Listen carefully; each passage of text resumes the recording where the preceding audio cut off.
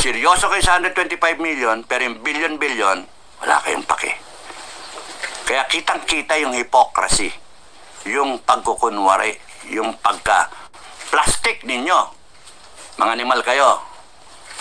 Tapos nagtatapang-tapangan kayo, i-invoke ninyo yung Constitution, i-invoke ninyo yung mga batas ng Pilipinas. Ina nyo, dadating yung araw na yung taong bayan, magkakaroon tayo ng constitutional crisis, hindi na maniniwala sa batas. Doon kayo matakot. Nakunwood, doon kayo matakot. Magkakaroon tayo ng puputok tayo puputok to Dadating yung panahon na yung taong bayan, gaganyanin pa yung polis, duduruin pa. Kanino ka? Sa taong bayan ka?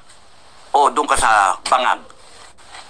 O di kakamot yung polis. Anong gagawin ko? So you step aside. Ganun ang taong bayan, magalit talaga. And yung mga armas ninyo, hindi kakatakutan ng taong bayan. So yung AFP tsaka PNP, you are in for the shock of your lives. A nightmare, if you would call it a nightmare, na takot, matakot kayo kasi lalabas ang tao na armado. Wala na kasi yung people power, mga rally na yan, tinawanan nyo lang, kinukwel nyo lang. Pero pagka naggalit ang taong bayan at lumabas, doon nyo makikita yung Philippine model. Lalabas ang taong bayan, armado, sasagasaan kayo. At hindi nyo mapipigil, PSG, hindi nyo mapipigil yung mga tao. Ratratin nyo, hindi bale, marami pa dadating. And you will be in a position na pagka nanalo yan, revolusyon na yan, hahabulin kayong lahat, bibitayin kayong lahat. So, wag niyong paabutin doon. Kasuhan niyo ako, ano sinasabi ko? I'm warning you all. Doon pupunta. Doon papunta. Kaya, all you have to do is good governance. Pero hindi, nakaw pa kayo nakaw Binabaliwala niyo yung taong bayan. Dadating tayo doon. Indonesia is tame. Pagka nagalit ang Pilipino, kumakatay ang Pilipino ng panahon ng mga gerilya noon, kumakatay talaga ang mga Pilipino. Kahit mga kababaihan, kinakatay. Ilan yung pinatay ng gerilyerang babae? 100 higit. 200 yata. Nahapon. Initak niya. Yung mga katipunero noon, anong ginagawa? Patay yung mga Kastila noon. Kaya huwag kayong magpapakano kasi lilitaw at lilitaw yung pagka-Andres Bonifacio ng mga Pilipino. Lilitaw talaga yung dugong kayo manggi. No? Sa ngayon, sinopres. Akala ninyo, gaganong-ganong kayo. Mga tanga ng mga Pilipino, mga uto-uto Pilipino, walang pakiyan. Bigyan mo na ng cellphone yan, TikTok. Daanin mo sa ayuda, bilhin mo yung mga boto. Yan nakala ninyo. If God sends a deliverer, if God sends someone to stand up for the Filipino people, because whatever, kung saan ka pumunta ngayon, tanongin mo lang yung mga tao, leader lang hinihintay nila. Nandun na yung mga taong bayan. So at the right moment, pagka may dumating dyan, may masamang gising dyan, tumayo, at tapos kayo lahat, tigpus kayo, and we will never go back. We will only move forward. Mariribot ang Pilipinas. So matakot kayo. And that person will be protected by God Almighty. Kahit anong gawin nyo, hindi nyo mapatay-patay yun. Ano na yun anointed Kaya matakot kayo, kayong mga demonyo sa gobyerno. Hinihingi lang ng taong bayan, ayusin ninyo. Huwag nyo nang paabutin na yung wrath of the Filipino people na binasbasan ng langit. Nakakatakot yun. Tama ba yung pumatay? Hanggat maaari, huwag tayo mabot doon. Kapwa Pilipino, magpatayan tayo. Pero itong mga pinuno natin, isusubo tayo sa gere. Dapat nga, merong mangyari para maiwasan yung gera na yan sa level natin na Pilipinas. Wala yung US bases dapat Friends to all, enemy to none. Ayusin natin, tumayo lang tayo as a neutral country.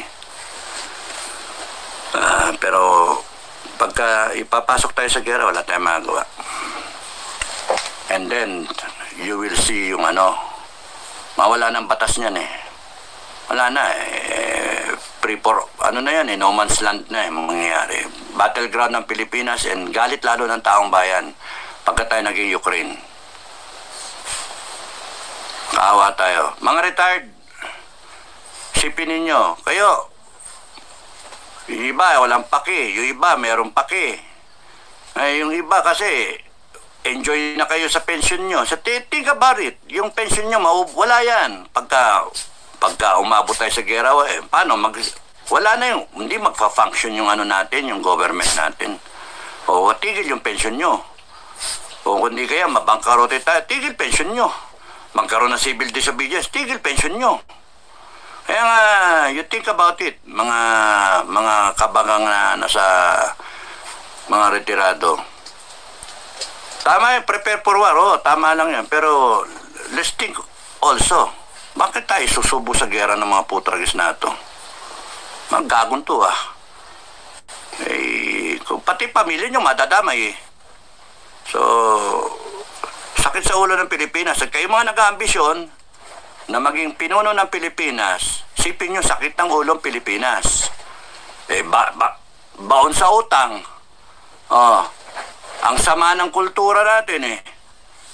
Wala eh, panay moral bankruptcy eh. Tapos nun, walang paki mga Pilipino. How can you lead a nation, whole of nation approach? Tapos nandiyan pa yung komunista, pinalalakas pa. Mapayag tayo na, exploit tayo na ibang bansa. Tragis naman. Mantalang yung mga Pilipino, wala. Nga. And tong mga ibang Pilipino, oligarchs, and then tong mga nasa gobyerno, ang yayaman, bigla. Something is terribly wrong sa bansa natin. And we will never improve kung nagpalit lang tayo ng liderato. Kahit every 3 years, every 6 years, o every 3 years sa mga wala. They will come and go, and we will be the same Philippines. Pababa ng pababa tayo. Pautang, utang, utang, and then nakaw. Walang mangyari sa atin. There's got to be real, genuine change. Change that will bring the country forward, long overdue. Naiwanan tayo, number 2 tayo noon sa Asia. Second to Japan. Ngayon, nandun tayo sa ilalim. Rice producer tayo, tinuturuan natin ibang bansa. Ngayon, tayo nag-i-import. Linchak na yan, Wala, ang mga gobyerno natin, isip-isip kung ano ibebentang ari-arian ng gobyerno. Ano ba yan? Palugi eh. Palugi. When you start thinking of selling yung mga assets, palugi ka na. Not good business. So, kinakailangan ang iniisip mo, you tighten your belt, tapos nun yung isipin mo kung ano yung mali, ayusin mo, operate kang tama, and then you earn.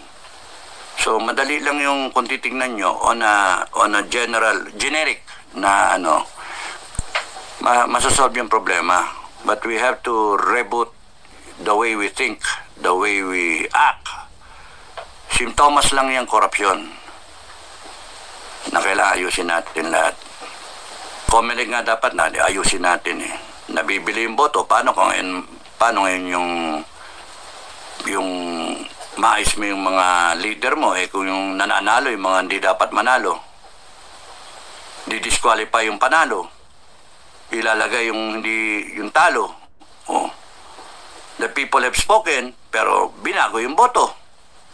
Kaya nga, ano ba yan? Tapos tatakutin ka. Tatakutin ka nila. Gagamitin nila yung batas laban sa mga nag-iingay. Kaya nag-iingay ang mga Pilipino dahil sa may karapatan na mag-ingay. May nakikitang mali. Ngayon, itong mga taong to, mga kriminal sa gobyerno, ayaw nila silang matanggal eh. Gusto nila enjoyin pa rin yung nakikita nilang, yung ginagawa nila, yung estado nila na yung status nila na mayaman na sila. Isipin niyo yung Resolution 10 tagal-tagal na yan Resolution 10 hanggang ngayon hindi pa naayos. Why? Enjoying sila. Ano ba naman yung pagka may problema sa resolution 10, tanggalin na natin. Pero hindi. Bakit? Nakikinabang lahat eh.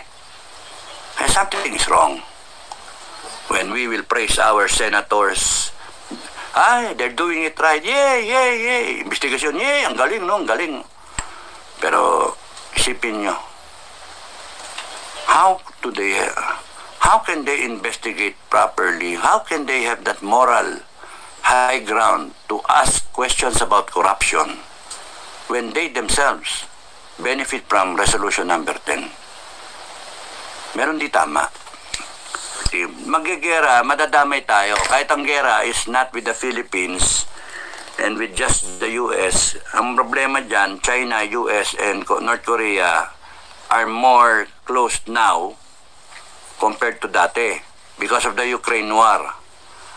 Nakita yung weakness ng US, nakita na kampi-kampi na ngayon eh. Yun ang delikado. So pagka pumutok ang China at America at meron tayong mutual defense treaty, it goes both ways, no? Both ways. Pagka inatake ang isang American airplane sa Pacific o isang barko, mutual defense treaty, we will defend the Americans also. Both ways eh. So tayo pag inatake, act of Congress pa sa kanila kung papatol. Ngayon kunyari, anong gulo nagsimula between China and the Philippines, ano na yun? Kaya nga yung sinasabi, pronouncement, dangerous yun, na may isang Pilipino lang mamatay dyan. Red line na yun. No? Red flag na yun. It's crossing the red line. Kung subukan ng China, ano ipapalag ninyo? Yung ganun ba? Takutan nangyayari. Alam nyo, yung tapang, nasa tamang lugar yan. Dapat nag-iisip, hindi lang tapang. Dapat nag-iisip din. Kung alam mong alanganin ka, ba't mo isasabak yung Pilipinas sa gera? Tangi. Dapat ang style natin, maganda tayo para kasi natin yung AFP. Putang isa eh. Ano ba budget ng AFP natin? Asahan nyo, depensa tayo AFP. Wala namang, dapat trilyon ang budget niyan. Bago niya konstitusyon na ang emphasis education. And that was framed 1987. How many years ago? Na after, iniisip nga, moral bankruptcy pa rin, kaya education. That was an attempt to correct the problem nung nakaraan before EDSA. Nakita nila na may problema, alam na nila yung problema noon eh. Pero ngayon nakakalimutan eh, ang lumalabas sa problema daw, corruption eh. Noon, yung 1987 Constitution appreciated what was the problem. That's why yung expenditure, it has to be, number 1, education. So many years thereafter, 40 years thereafter. Yeah, 25 plus 10, 35. Yeah, mga 40 years thereafter. Ano nangyari? Ganun pa rin, Ganun pa rin. Morally bankrupt pa rin tayo eh. So, something's wrong. So, when that was written in 1987, it was at a time na wala pa yung West Philippine Sea problem. Wala pa yung China, US bangaya, wala yung Ukraine war, wala ang ganon. Pero times have changed. Kaya kinakailangan, we have to look at our Constitution again. The new government should look into it, frame a better, more improved, more appropriate Constitution that will bring the country forward. Hindi na pwedeng education lang yung priority. Ang dapat gawin na lang,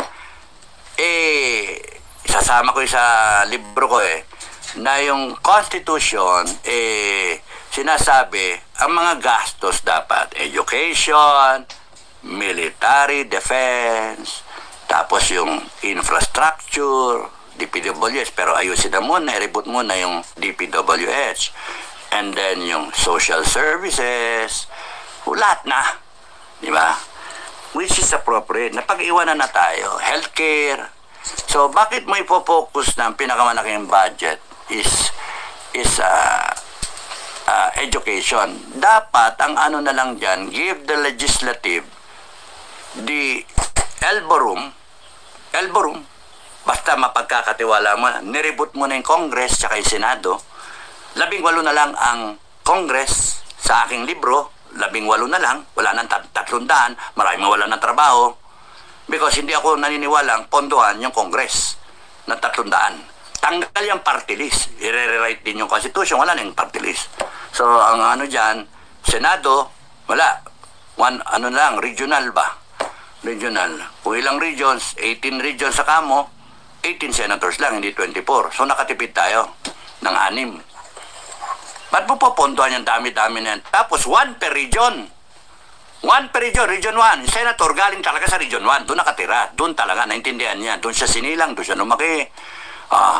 Bala yung tao doon, bumoto na senator nila. Ganon din dito sa Region 2, Region 3. That's why everyone will have representation. Ganon din Congress. 18 per region. Bahala kayo sa buhay ninyo kung paano nyo makukuha yung May LGU naman eh. Pero yung gumagastos tayo ng ganyan, may building pa na bilyon, putragis yan. Ano ba yung mga parang wala silang gagastos ng ganun kalaki sa bilyones na building, Mariosep? Para tayong, hindi naman sila naggagawa ng batas ng death penalty hanggang ngayon. Yung mandatory service, wala pa. Hanggang ngayon, ROTC, etc. Ang daming mali. Binabayaran natin sila taon-taon. May resolution 10 pa nga sila eh. Ay. Kaya abangan niyo yung aking libro. Like, share, subscribe. Thank you.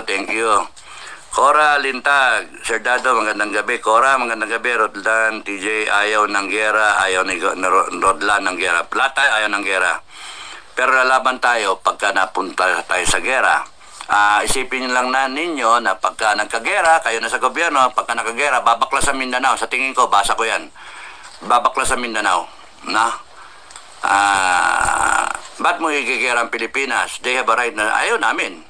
Ayun na, sige, baklas na lang kami. Mag-independent Mindanao kami. Gano'n na mangyari dyan.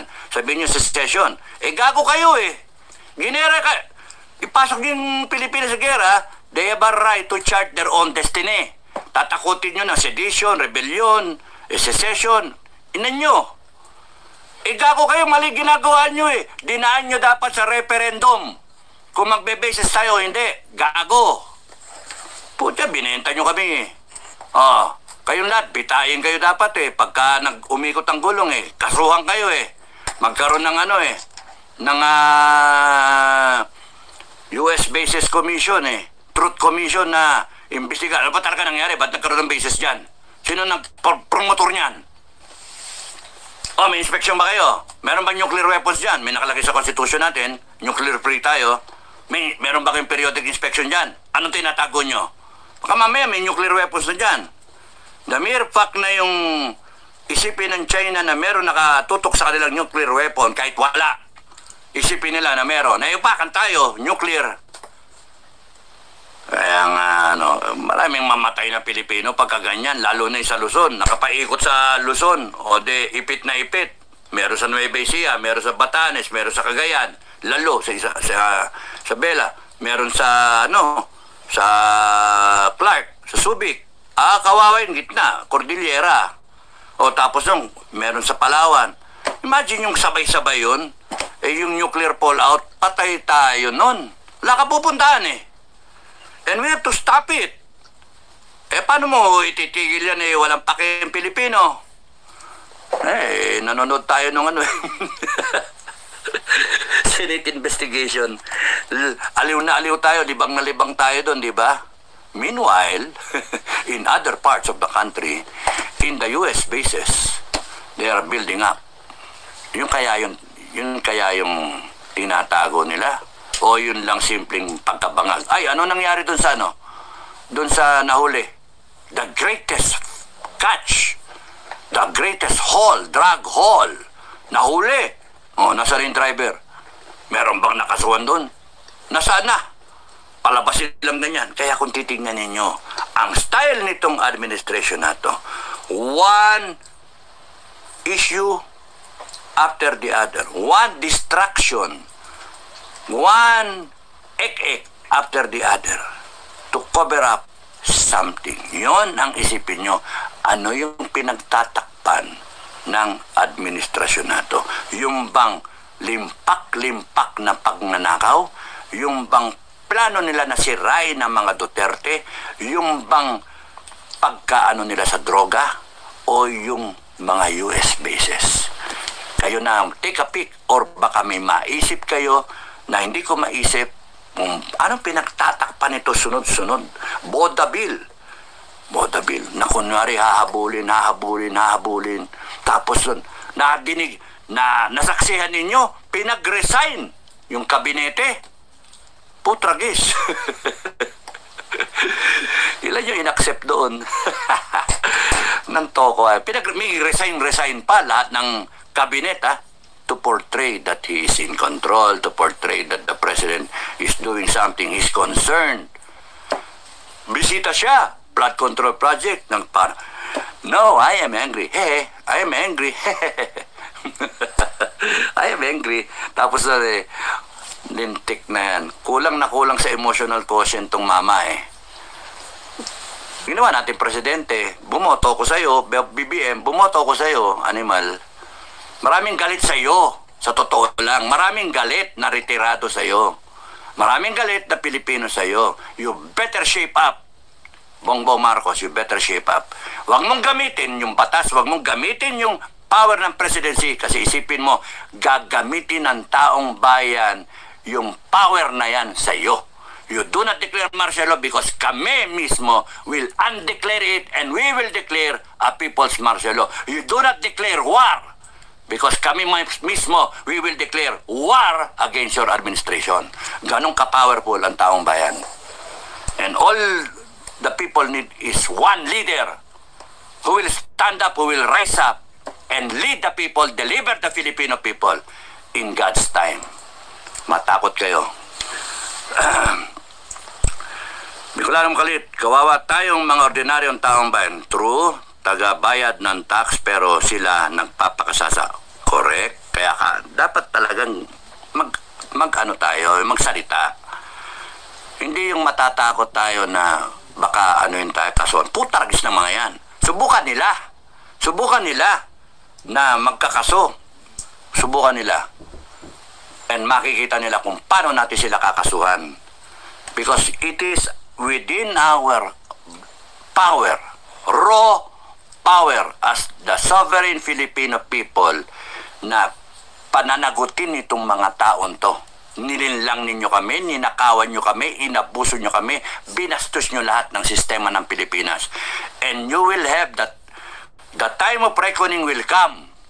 The time of reckoning will come. Huwag nyo kami tinatakot. Kayo matakot sa amin because your power, your authority emanated from the Filipino people.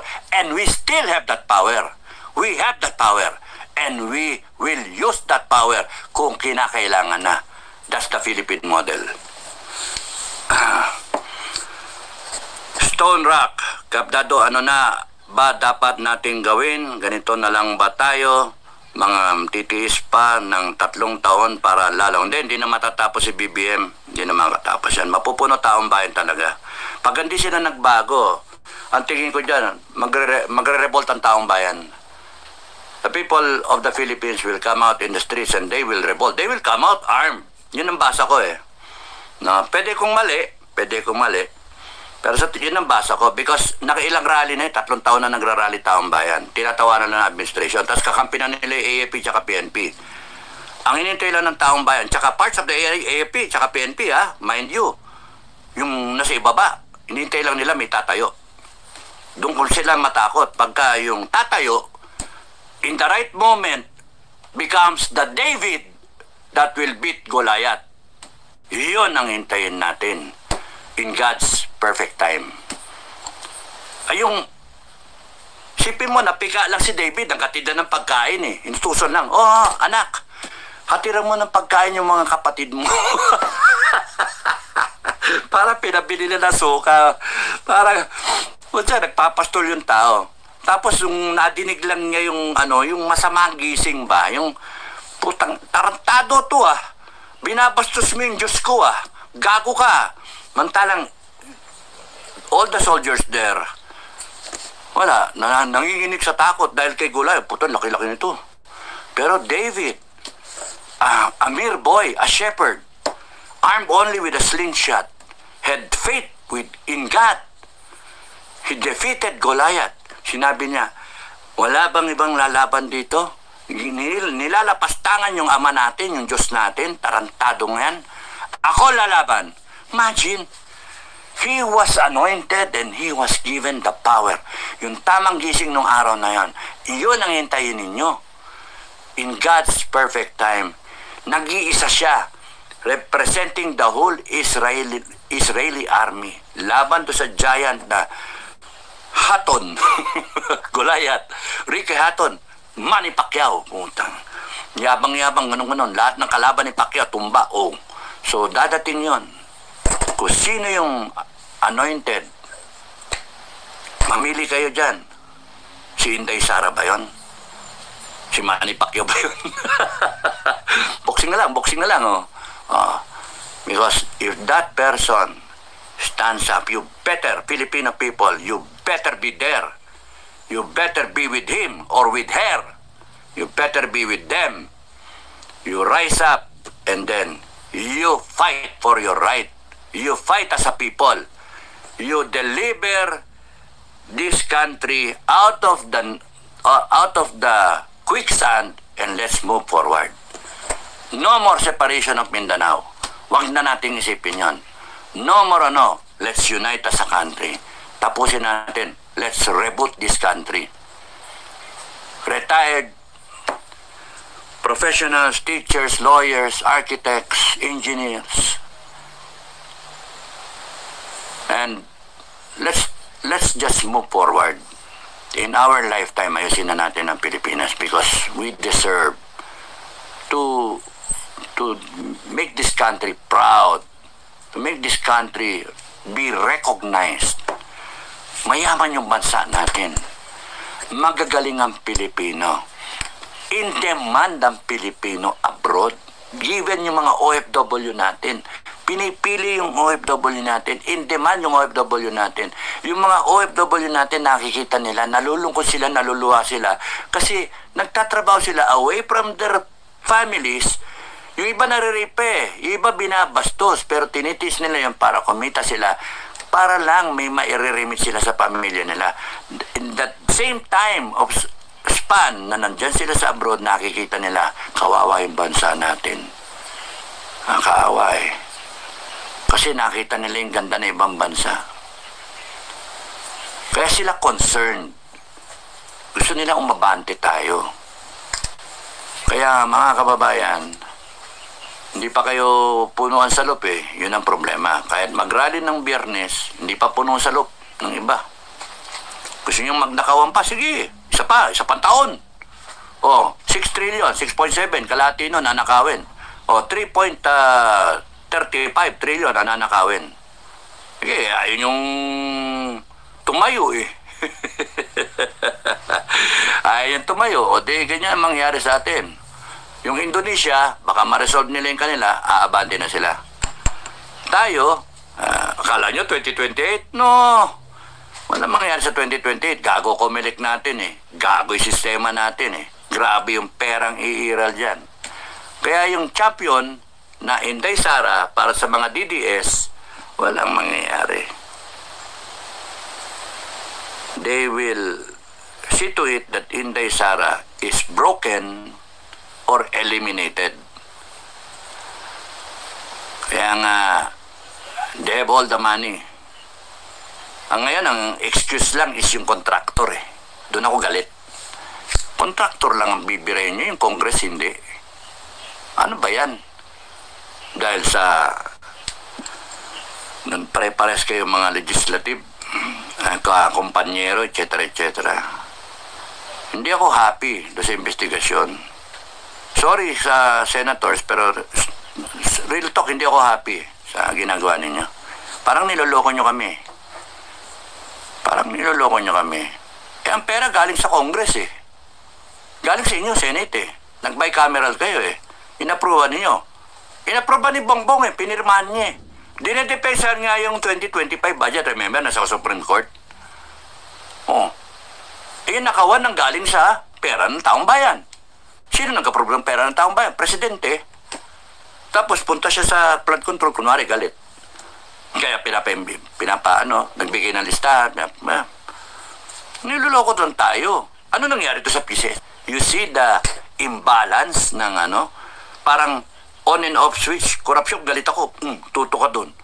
Pero may resolution 10, silang lahat. May confidential fund. Siningil ato yung Inday Sara, pero sila hindi. Hindi sila imbestigahan. Anong kagaguhan to? Binababoy nyo yung sistema. Binababoy nyo yung konstitusyon. Tinatarantado nyo yung Pilipino. Konti pa. Masahol pa tayo sa Indonesia ang mangyayari. Revolusyon ang mangyayari dyan. Kaya huwag sana tayo mabot doon. Kasi hindi mo na mapipigil ang Pilipinong galit. Hindi mo na mapipigil ang Pilipinong naglalaway na masahol pa sa aso na may rabies, zombie, na ang gusto lang nila, dugo. Mahirap pigilin yan. AFP, PNP, magkakaroon kayo ng ganong problema. Doon pupunta yan. Philippine Revolution. Doon pupunta yan. Dahil sa abuso. Never before in the entire history of the Filipino people, this country, there has been such a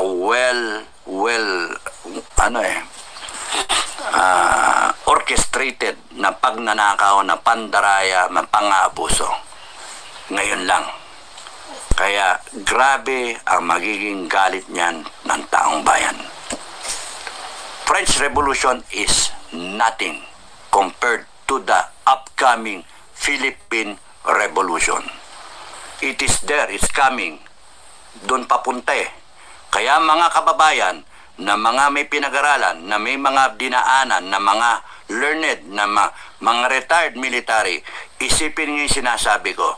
Doon pupunta yan. It's just a matter of time. One stupid son of a bitch ang tumayo dyan. Isang matapang na tao ang tumayo dyan. Matitigpos kayong lahat. It will be the start of the revolution. And people will be so happy because they are looking for a leader. And if that leader comes, because that leader believes, he or she believes that may backing ng langit, good luck sa inyo. Because no harm will come to that person. And protected yung tao na yan. Lahat ng sabihin niya, mangyayari. Remember Moses. Parting of the Red Sea. Remember yung kalalot. Sodom and Gomorrah. Na-remember Noah's flood. Baha. Walang matitira. Walang yun. Ibang klase ang galit ng langit eh. Yung cleansing is coming.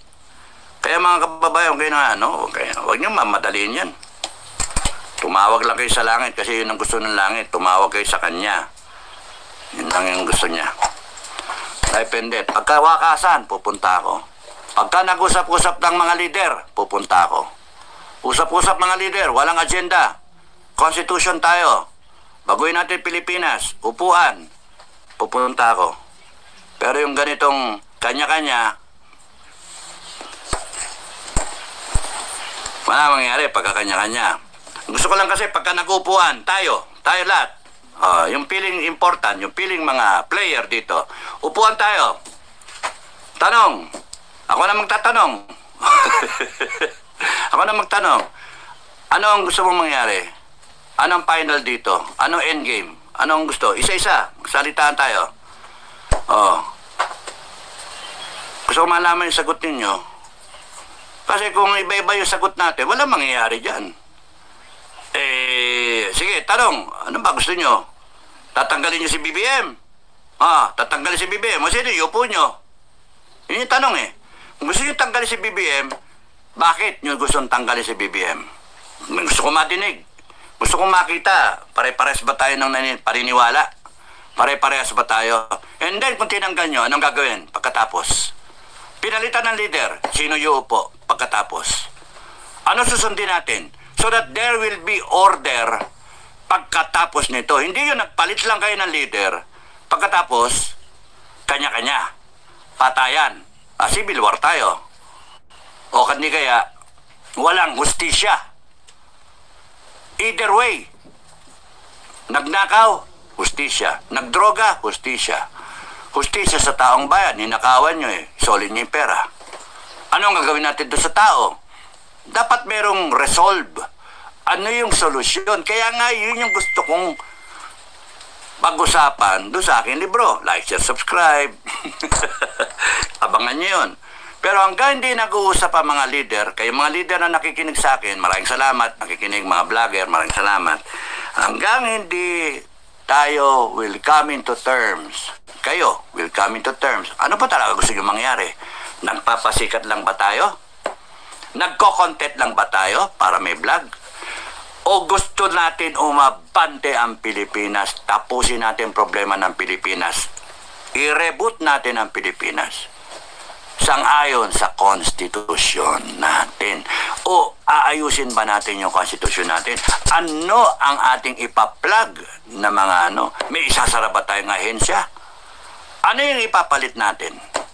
Paano natin aayusin ang isang agency kagaya ng COMELEC, ng COA, ng BIR, ng Customs, ng AFP, ng PNP? Paano natin popondohan yung AFP na automatic? Matic, 1M, 1 trillion. Hahabulin natin. Why? Because we will come out with that independent foreign policy. Ano mangyayari doon sa US bases? Matindi na mga tanong, hindi yung palit leader lang kayo. Hindi pwede. Because we will go back to the same vicious cycle. Kahit sinong leader yan, sakit sa ulo mamanahin. So, more heads thinking, we solve the problem.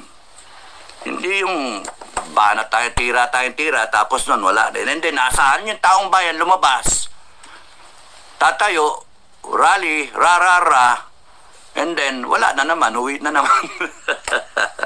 This time, basa siya. Mulan ayaw nyo yung armed forces sa AFP na awayin kayo. Hihingin nyo yung tulong ng AFP, PNP. Nagsasabi nga nila, apolitical sila. So, anong gagawin natin? Anong gagawin ninyo? Di ba? Ngaw-ngaw tayo, iyak-iyak tayo, and then what? Gusto nyo, armado. Yung ba gusto ninyo? Armado na tayo, wala nang peace, rally. Armado na. Iba ayaw wala. So, bakit kinakailangan peace rally? Bakit kinakailangan armado na? So, maraming tanong that this issue should be resolved because one thing in common is we want a better country. We want the best for the Filipino people. We want na i-benchmark natin yung bansa natin pupuntang Singapore o kaya Denmark o Finland. We want that our per capita, yun, to the details na. Yung economy natin na 4.5 something trillion a year, doble natin, 9 trillion. How are you gonna do that? Hindi yung Bongbong, Marcos, Lusubin, Malacanang, Bagbaba, tapos palit, Inday, o kung sino man gusto nyong ilagay. Tapos yun, laki ng problema. You have to face the Filipino na hindi natin kaya. Magigpit sinturon tayo. Yung budget, 6.7 trillion. Pwede bang 3 trillion na lang muna tayo? May nag-iisip ba? Bakit? 4 trillion? Paano kikita ang bansa na madodoble natin yung 4.5 trillion na magiging 9 trillion? Over a span of time, doble natin yon. Pagka doble may income kasi ng bansa, lalaki yung budgetary and then you can pay yung income, yung ating mga utang. Pwede bang sabihin natin na wala mo ng utang 10 taon, 20 taon, i-zero out muna natin yung mga utang natin. Paano i-zero out? Paano yung infra? I-develop natin yung West Philippine Sea. Naayusin natin with China. I-develop natin yung iba nating resources using yung kita natin sa West Philippine Sea. Ang daming sasagutin. Hindi lang ito palitan ng pinuno. Ang dapat sagutin ninyo mga leader, paano iaabante ang bansa natin? Paano makikinabang ang bayan? Pwede ba natin na yung i-full health coverage natin yung yung mga Pilipino, walang iyak na Pilipino, punta ka ospital, na kailan tanggapin ka ng ospital? Hindi ka napapaiyakin, walang Pilipinong iyak sa hindi kayang sustentuhan yung kanyang mahal sa buhay dahil yung hospital sinasabi, pirma ka muna. Putang, dapat isara yung hospital pagka ganon. Because na kailangan lang yan na isang what you want to call it na henceforth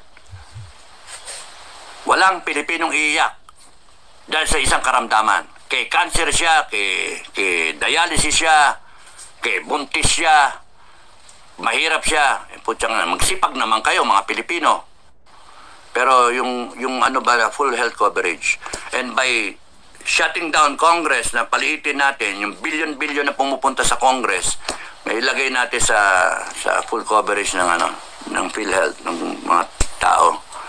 Wala dapat umiyak na Pilipino. Yun lang may bigay mo sa taong bayan, nakintuwaan yan because you are delivering, you are giving what is due. Public service. Good governance. Bitayin mo lahat. Maganda nga sana, may idea nga na kada doon sa EDSA, bitin mo dyan patiwarik yung mga tarantadong korap Parang di na pamarisan Gusto mong gawin tourist attraction Pag ibahin Congress, gawin mong crocodile farm. Kasama sa idea, Tsaka alam na alam nila kung paano titirahin because yun yung pagkakamali natin Binoto natin, hindi natin, ang inisip natin kasi, he will redeem the Marcos name. And then, makikinabang ang Pilipino doon sa ginto. Yun yung mga primary na mga sinasabi ng mga tao. Ngayon, nung binoto siya, hindi natin alam, planado pala nila. Nalokohin ng tao. Kaya nga, unang proclamation abolish PACC, Presidential Anti-Crime, Presidential Anti-Corruption, EC. No? I-abolish yun, yung Kalabilika.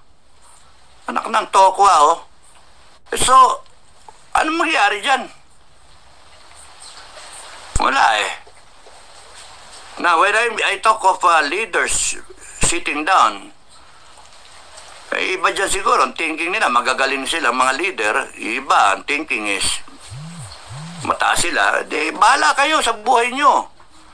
And you will, mamanayin yung Pilipinas na shabby.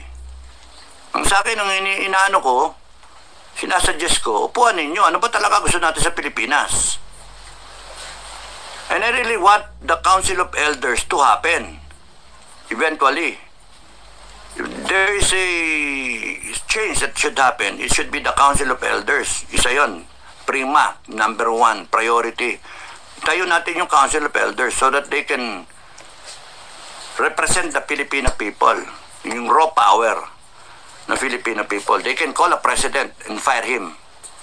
They can call a general and fire him. They can call a congressman and fire him. Yung ganun ba? Council of Elders. Tantado kayo because it is the embodiment of the Filipino people, yung representative of the Filipino people. Kayo, nare-represent nyo kayo mga distrito nyo. Pero yung Council of Elders, we should empower na parang di tayo ganito. May problema sa korupsyon, patawag ka. Putang ina nyo, bakit yung ginanyan yung budget? Patawag ka. Explain, matakot kayo sa Council of Elders natin. Because we give them the power. So, yung Filipino people nandito. Kung sa organization, and anyway, I will have more time to explain. Kung baga sa Board of Directors, Stockholders, Board of Directors, isang box yun, nakaganon lang. And then may line dito, Presidente. Yung gusto nyo, yung pababa, Presidente. Board of Directors, Chairman of the Board, and then yung Stockholders. So, the stakeholders, Filipino people, 120 million, represented by the Council of Elders, who has the power to, boom, tanggalin mo yung presidente, if they deem so. Kasi the people will be stuck voting for a president na kunyari bangag, and then walang mangyari because he's enjoying the power. And the armed forces, he's commanding the armed forces, he's commanding pati yung PNP as commander-in-chief. Wala na, nga ng tao. Pero kung meron tayong Council of Elders, hindi ka nga rito, hindi ka. Pag hindi ka pumunta, tanggal ka na. May ganun ba? Kaya punta ka. Kasi alam mo yung Council of Elders represent the Filipino people. Kunyari, mga 20-30 na katao, mga ganun. All sectors, kahit merong redundancy, may criss-crossing, matrix, ganon, represented. Religious, professionals, retired, lahat. Represented. And we vote for them. We vote for them. Initially, we appoint them. It's a revolutionary ek-ek. For example, revolutionary mode or atmosphere. They get appointed initially. And then eventually, there are provisions in the Constitution how it is done, how they are elected, how they are fired, how they are replaced, etc., how they are given a vote of no confidence para palitan, and then the sector they represent will elect another one na induct sila do sa Council of Elders, and then ano yung function when they convene, etc. Ano yung budget nila, pare-retired na yan, paano yung mga senior na yan, mga ages 70, 80, mga ganon, 60s, ganon. Tapos nun, all ang isip nila is good governance. Patawag nila kunyari TWADCOM. Wala tayong problema na may TWADCOM. Patawag nila yung, puta, ba't ka nagro-Rolex? Ano ka? Ano eh? Ba't ka meron kong mga ano ka, government employee ka, tapos ganyan-ganyan. Pakita mo nga yung salin mo. BBM, ba't kami, ano sabing bangag ka? Aka na nga, buhok mo, liga. Buhay ang buhok ko. Ito, pa-hair follicle nga natin to. Anong gagawin ni BBM? Ayaw niyan. Ba't ako naman magpapa-hair follicle test? Mambanat niya, di ba? Nakakawala eh. Pero pag kami Council of Elders tayo, wala makakawala dyan. Nire-represent nila yung taong bayan. Walang ek-ek. We can go on with our daily lives na walang rally, lintik na yan. Samantalang sila ba nagtatagal? Wala. Madam President. Council of Elders, mahalaga. Para hindi na mangyari yung ganito. Dapat meron na talagang mag-lead para sa taong bayan. Sabihin nyo kay Inday Sara, para mailinisan na ang gobyerno ng Pilipinas. Sabihin nyo Inday Sara, iingat si Inday dahil sa manok ng US si BBM eh. Kasi nga, hawak nila sa leeg eh. Hawak nila sa leeg. Bangag ka ha. Tas may issue yung asawa mo ha. Ganon, hawak sa leeg. Hindi natin alam yung inner workings ng nangyayari. Ang alam natin, pumasok ang bases, siyam. Tapos, ang strategy nila is one issue after the other to block us from seeing. Ginaganyan tayo. Pinafocus tayo eh. Yung attention natin into what they want to happen. So, ano yung mga issues? Isipin nyo yung mga issues. Bangag, US bases, Duterte trial, yung yung kay Inday Sara, eliminating her as being a strong presidential candidate,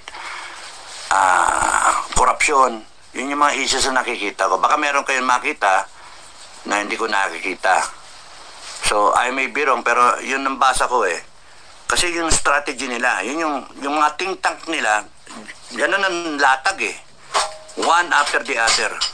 Sinimulan ng investigasyon ng PCSO, tapos nang biglang wala na. Pero tuwan-tuwa tayo. Binanatan na investigasyon yung kay OJC, yung kay Bato, di ba? Yung kay Torre. Tapos wala na. Putang, ano ba nangyayari dito sa atin? Parang to satisfy you, para tumahimik kayo, para hindi kayo mag-people power, para hindi kayo mag-Indonesia, para hindi kayo lumabas na revolusyon, ang nangyayari, binibigyan kayo ng hope. Kaya may pagkademonyo to.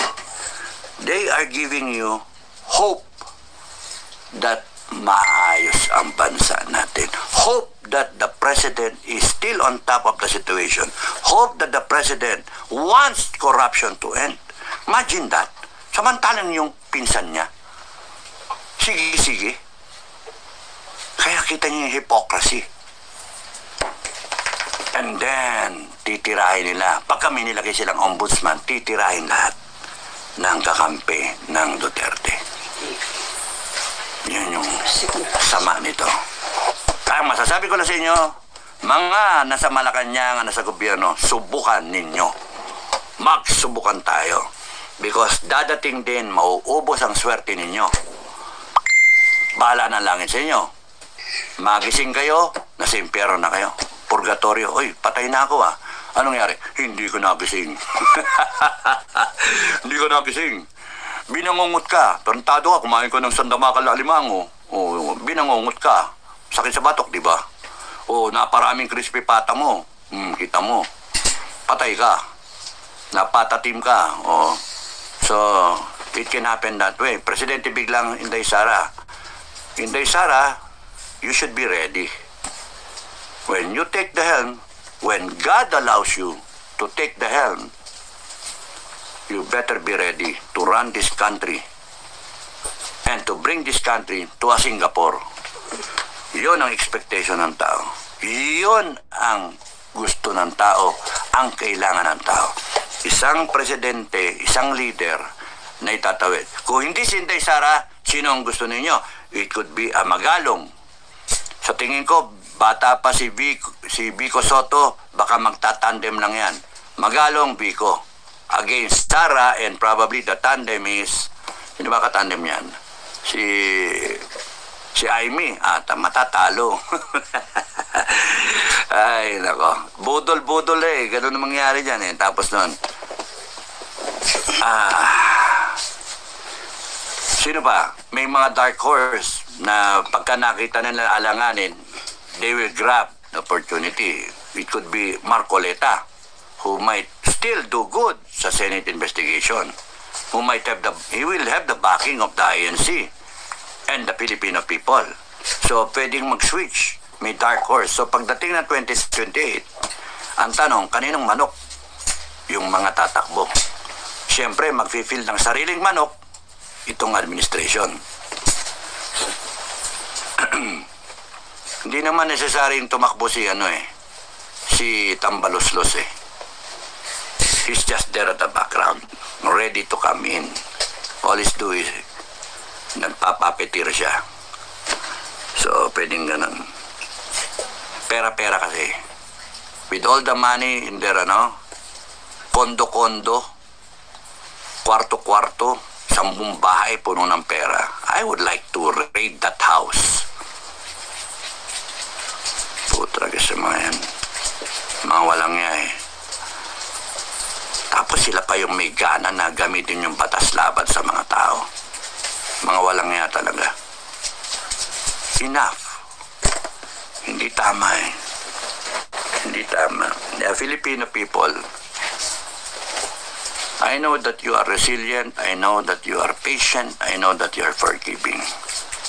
But also discern what is good for you and your family, what is good for the country. Sana may mas-masana tayo. Hindi biro-biro ninakaw sa atin. Sipin mo yung 40 kotse na panay high-end. Sipin nyo yung malalaking mga negosyo. Sipin nyo yung isang kainan, 459,000.